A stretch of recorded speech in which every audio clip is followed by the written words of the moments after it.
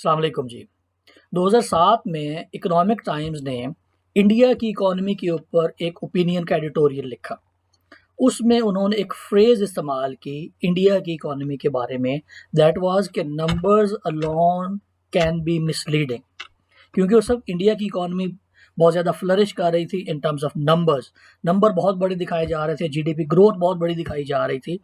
तो जब उन्होंने उसका डिटेल्ड एनालिसिस किया, तो उसके नतीजे में जो कंक्लूडिंग फ्रेज़ उन्होंने कॉइन की उस वक़्त, वो ये थी कि numbers alone can be misleading. क्योंकि जो एक्चुअल फैक्ट्स थे, ऑन ग्राउंड फैक्ट्स थे इंडिया में, वो इतने ज़्यादा अच्छे नहीं थे। लेकिन उनका जो इकोनॉमिक डाटा था, उसमें जो नज़र आने वाले नंबर्स थे, वो बहुत अच्छे नज़र आ रहे थे।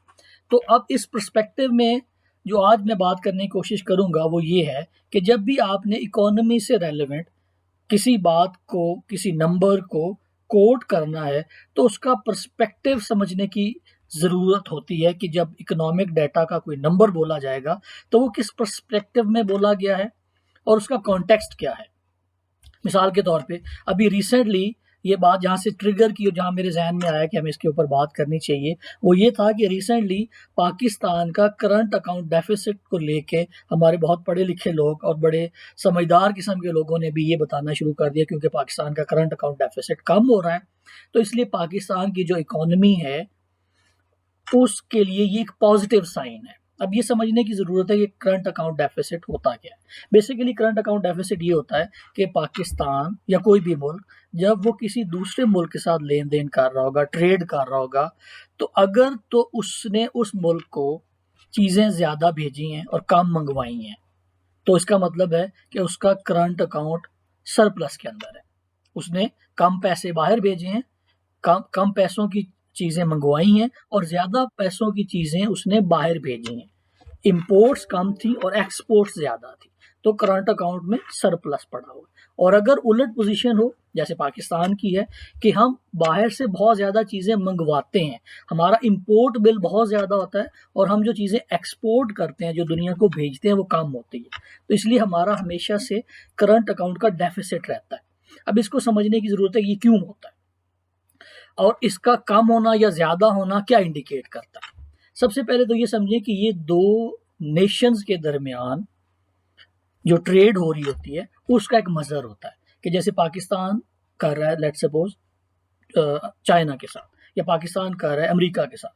तो इन दोनों मुल्कों के साथ ऑब्वियसली हमारा जो करंट अकाउंट है, वो डेफ़िसिट में होता है। हम इनसे ज़्यादा चीज़ें मँगवाते हैं और ज़्यादा डॉलर्स इनको पे करते हैं, और उसके मुकाबले में हम कम चीज़ें इनको भेजते हैं और कम डॉलर कमाते हैं।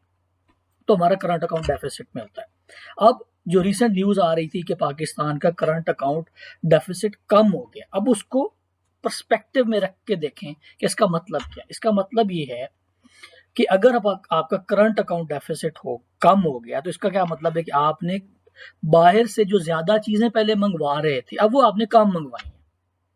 ओके, पहला तो ये आइडेंटिफ़ाई करने की ज़रूरत है कि करंट अकाउंट डेफ़िसिट कम होने का पहला मज़र क्या था कि आप ज़्यादा चीज़ें मँगवा रहे थे, अब आप वो कम मँगवा रहे हैं। अब हम बाहर से क्या मँगवाते हैं? ब्रॉडली स्पीकिंग हम बाहर से 2 तरह की चीज़ें मँगवाते हैं। एक चीज़ें वो होंगी जो मैं और आप एज़ ए कंज़्यूमर इस्तेमाल कर रहे हैं, या वो चीज़ें जो कि हमारी इंडस्ट्री इस्तेमाल कर रही है। अगर तो ये करंट अकाउंट का डेफ़िसिट जो कम हुआ है, ये उन चीज़ों की वजह से हुआ है जो मैं और आप एज़ ए इंडिविजुअल कंज़्यूमर इस्तेमाल करते हैं, उनकी इम्पोर्ट कम हो गई है, उनका पाकिस्तान में इनफ्लो कम हो गया है। तो इसका क्या मतलब है? ये अच्छा इंडिकेटर है? इसका मतलब ये अच्छा इंडिकेटर नहीं है। पाकिस्तान में मेरे और आप जैसे आम लोगों की जो परचेज़िंग पावर थी, वो कम हो गई है। एक पहलू तो इसका ये हो गया। दूसरा पहलू कि अगर पाकिस्तान बाहर से इंडस्ट्री के लिए कुछ चीज़ें मँगवा रहा था, तो पाकिस्तान ने वो इंडस्ट्री के लिए चीज़ें कम मँगवाई हैं। पाकिस्तान अगर रॉ मटेरियल मँगवा रहा था किसी इंडस्ट्री के लिए, तो वो पाकिस्तान ने कम मँगवाया। तो क्या पाकिस्तान का इंडस्ट्री के लिए कम रॉ मटेरियल मँगवाना एक अच्छा इकोनॉमिक इंडिकेटर है? तो इसको सोचने की ज़रूरत है कि ये लोग जो हमें ये समझाने की कोशिश कर रहे हैं कि पाकिस्तान का करंट अकाउंट डेफ़िसिट कम हो गया है, तो ये एक अच्छा इंडिकेटर है। तो इस बात से तो ये नहीं लगता कि पाकिस्तान के लिए करंट अकाउंट का डेफ़िसिट कम होना एक अच्छा इंडिकेटर है। इससे तो लगता है कि पाकिस्तान में एक आम जो कंज़्यूमर है, मेरे और आप जैसा, उसकी बाइंग पावर भी कम हुई है और हमारी इंडस्ट्री की कैपेसिटी में भी कमी आई है। उसने भी रॉ मटेरियल कम मंगवाना शुरू किया हुआ है। अब इसकी वजह कोई भी हो सकती है, कोविड हो सकता है। अब सबसे इम्पोर्टेंट बात क्या है? अब सबसे इम्पोर्टेंट बात ये है कि जो लोग हमें इस बात को सेलिब्रेट करने का कह रहे हैं कि पाकिस्तान का करंट अकाउंट डेफिसिट चूंकि कम हुआ है, आप इसको सेलिब्रेट करें। अब उनसे पूछने वाला जो अगला सवाल है वो ये है कि क्या किसी भी मुल्क का करंट अकाउंट का डेफिसिट कम होना एक अच्छा इंडिकेटर है? वर्ल्ड बैंक कहता है कि नहीं, किसी भी मुल्क का करंट अकाउंट का डेफिसिट या करंट अकाउंट का सरप्लस ये एक इंडिकेटर है ही नहीं, इकोनॉमिक प्रॉस्पेरिटी का इंडिकेटर है ही नहीं। This is just a number, इसकी कोई रिफ्लेक्शन है ही नहीं। ये एक नंबर है कि आपने कितनी चीजें बाहर भेजी और कितनी चीजें अपने मुल्क में मंगवाई, कितना इंपोर्ट किया, कितना एक्सपोर्ट किया, दैट्स इट। वर्ल्ड बैंक के जो लीडिंग इकोनॉमिस्ट हैं और इसके अलावा भी बहुत सारे इकोनॉमिस्ट हैं, वो ये समझते हैं कि जो करंट अकाउंट का डेफिसिट होना या करंट अकाउंट का सरप्लस में होना किसी भी इकोनॉमी की हेल्थ को अच्छा या बुरा शो नहीं करता।